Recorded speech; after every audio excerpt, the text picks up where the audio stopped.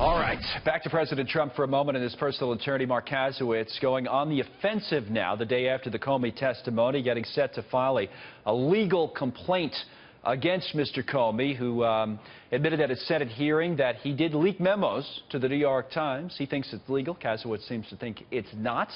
And Charlie Gasparino has been first on this story and back with more breaking details. What do we know, Charlie? My producer, Brian Schwartz, did a great job in getting some of the details here about what they're going to look at, how they plan on they're filing a suit. I guess it's a civil. It's not quite a lawsuit. It's like a complaint with the Department of Justice's Inspector General's office and the Senate Judiciary Committee, basically saying that Comey overstepped his bounds in a number of ways by disclosing private conversations with the president, using government laptops and computers to type out, remember, memorializing his conversation afterwards.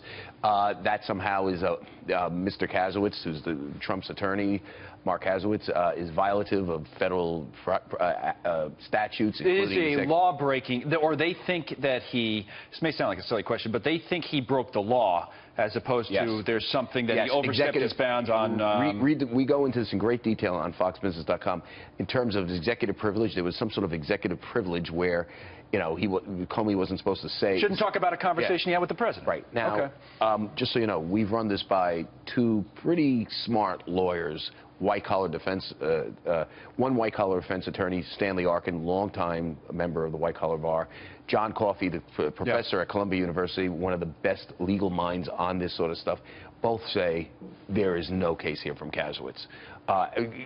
Actually, why? By the way, actually, Arkin goes further than that. He called it a crock of sh All right. blank. Well, I'm telling you, I'm saying, but why? Why?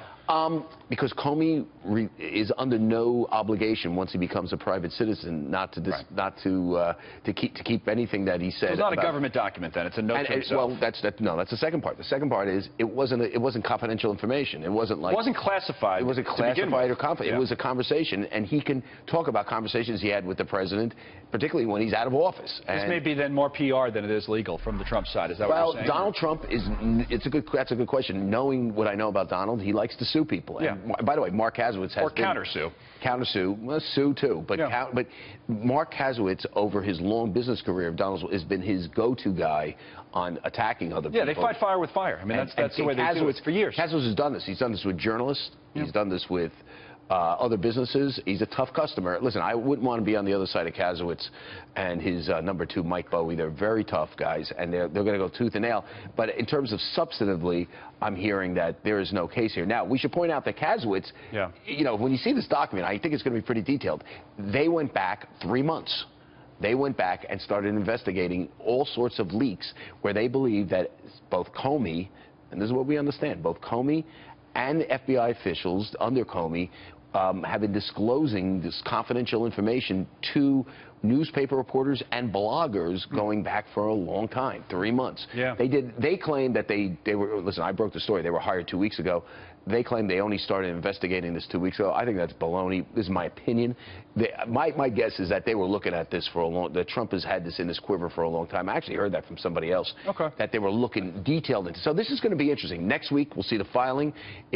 I'm not saying it's substantially going to win.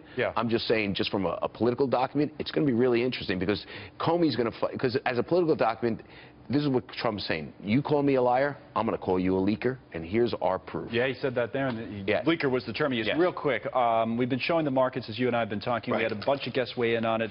It's been a weird day with all these tech stocks giving up so much. I mean, the Nasdaq's down 2%. What do you make of it? Or here's what I will tell you about the markets. The markets are up generally, and they're up generally, particularly the Dow, because of a couple stocks. Amazon, a few other tech names. Like FANG stocks. So if you look at most stocks, I've been treading water. Financials have been down.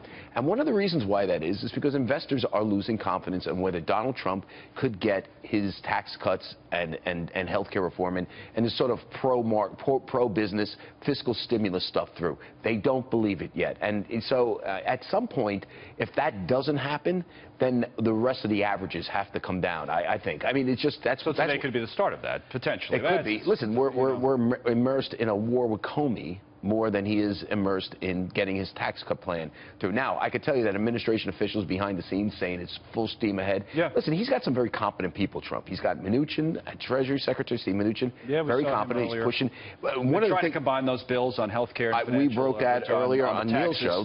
So there's movement to put tax cuts and health care together. Mick Mulvaney's got a pretty pro-growth budget and a lot of cuts. So they got some. They're trying to move forward. But I think what investors are saying, all this noise with Comey is delaying it. So that's why I wonder going after Comey whether this is worth it. Hear the music. Got to run here. Get the closing bell on time. We'll be back. Good stuff from Charlie.